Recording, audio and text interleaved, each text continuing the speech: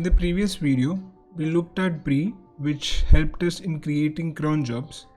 Inside our cron job, we just had a few console log statements, so we didn't really do much inside the actual job. So in this video, what we'll do is we'll create an emailer which will basically send emails at regular intervals.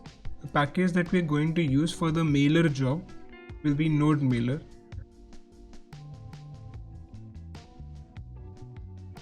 Inside the jobs directory, I'll create a separate file for the mailer job. So mailer.js. We'll first import the Node Mailer package. I'll create a main function here, and inside this main function we'll have our business logic. I'll call this main function down here, and I'll catch errors if there's any.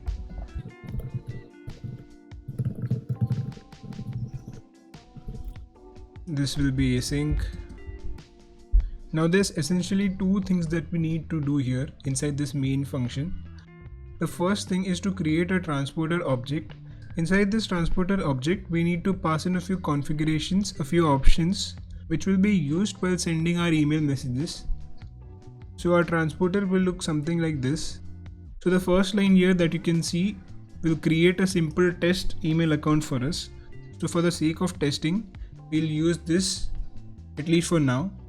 Later on, we'll add our own email configuration and use a proper email service. So this creates a test account. I'll also console log this right here. Now the transporter object that we talked about, in this we need to pass in a few things. The first thing is the host. So this is our host for the test email account. Port is a default value, don't need to worry about it. Secure basically tells us if we need to use an SSL or not. We can pass in false for testing purposes, that's completely fine. Inside this auth option, we need to pass in the username and password for our account. So if let's say you are using Gmail, Yahoo or any other service, you need to pass in your username and password inside this object. So yeah, that creates our transporter object. This is the first part. Now in the second part, we need to actually configure our email message that we'll be sending. So this configuration will be part of the actual send mail method. So the configuration will look something like this. Now as you can see here, we have the send mail function, and inside this we have these options. So the from key means the sender. The to key here will take a list of receivers. So for testing purposes, I'll use an email that I don't really use that often.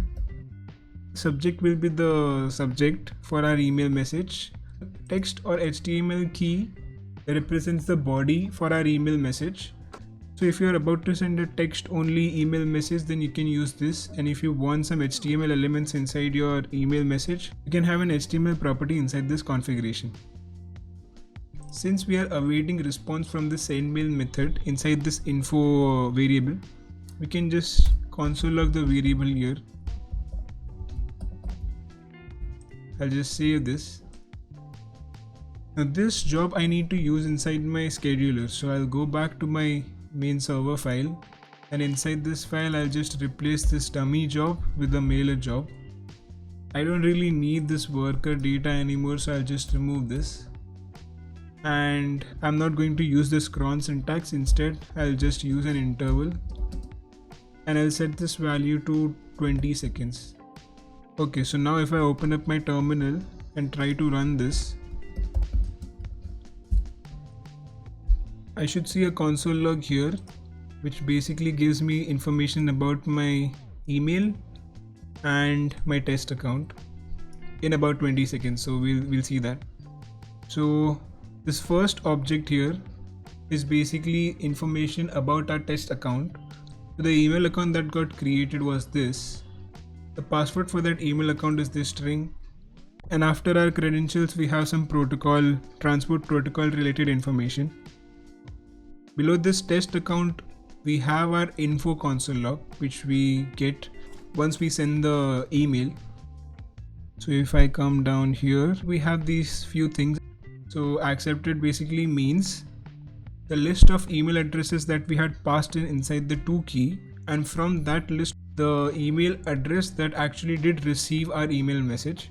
So in our case, we only pass in this email address, so it shows us that email address. No email address was rejected here, so every email address that we had passed in inside this list got the email message. So yeah, that's it. There's also a few time metrics for different things. There's message time, there's message size, envelope time. There's also a response which gave us a 250 accepted status, which means our email was sent successfully. So this is what we get inside our info object.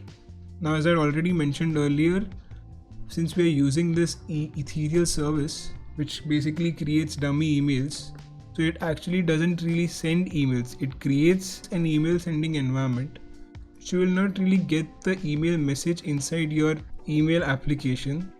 So if I open up this email account, I won't be seeing this hello email message because this basically creates dummy emails and doesn't really send it. But it will let us preview the email instead. So if I go down here, I'll first close this.